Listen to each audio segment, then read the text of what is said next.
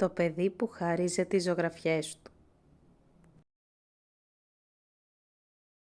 Μια φορά και έναν καιρό ήταν ο μικρός Βασίλης, ο οποίος είχε ένα όνειρο να κάνει τα παιδιά ευτυχισμένα.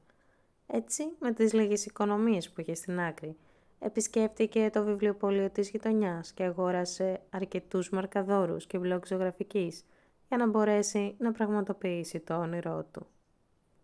Σκοπός του ήταν να δημιουργήσει πολλές ζωγραφιές, τις οποίες και θα χάριζε στα άρρωστα παιδιά του νοσοκομείου. Έτσι, μόλις ολοκλήρωσε τις ζωγραφιές του, πήρε το δρόμο για το νοσοκομείο. Περπατούσε γεμάτος υπερηφάνεια για τα έργα που είχε φτιάξει, όταν ένας δυνατός άνεμος παρέσυρε τις ζωγραφιές από τα χέρια του και τις σκόρπισε στη μέση του δρόμου. Τότε ένας κύριος με κοστούμι πλησίασε τον μικρό Βασίλη και άρχισε να τον βοηθά να μαζέψει τις ζωγραφιές του.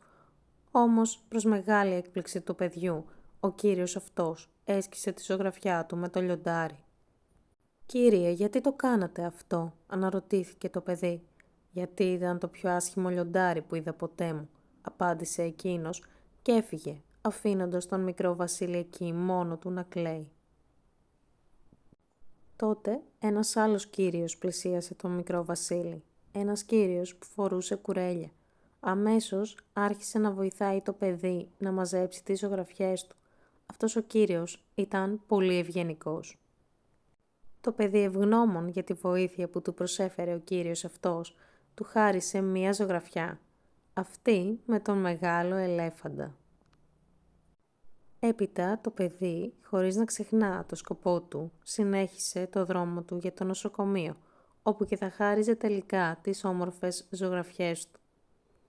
Τα παιδιά του νοσοκομείου υποδέχτηκαν το μικρό αγόρι με χαρά και γεμάτα ευγνωμοσύνη έλαβαν τα δώρα του. Μάλιστα, στόλισαν με τις όμορφες ζωγραφιές του τα δωμάτια τους.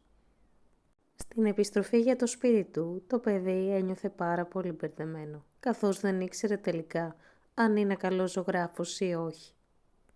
Και τότε είδε κάτι που δεν περίμενε. Ο κύριος με τα κουρέλια βρισκόταν μέσα σε ένα χαρτόκουτο, το οποίο το είχε σαν σπίτι, και απ' έξω είχε κολλήσει τη ζωγραφιά του παιδιού με το μεγάλο ελέφαντα. Το παιδί τότε κατάλαβε πως είναι ένας πολύ καλός ζωγράφος και έτσι ξέχασε την άσχημη συμπεριφορά του κυρίου με το κοστούμι. Μάλιστα έτρεξε γρήγορα στη μητέρα του για να της πει τι είχε συμβεί. Και η μητέρα του, γεμάτη ευγνωμοσύνη για τον κύριο με τα κουρέλια, του έφτιαξε μια πολύ νόστιμη πίτα και ο Βασίλης πολλές ζωγραφιές ακόμη για να στολίσει το χαρτόκουτό του. Με την ελπίδα ότι σύντομα ο κύριος αυτός θα έβρισκε ένα όμορφο και ζεστό σπίτι.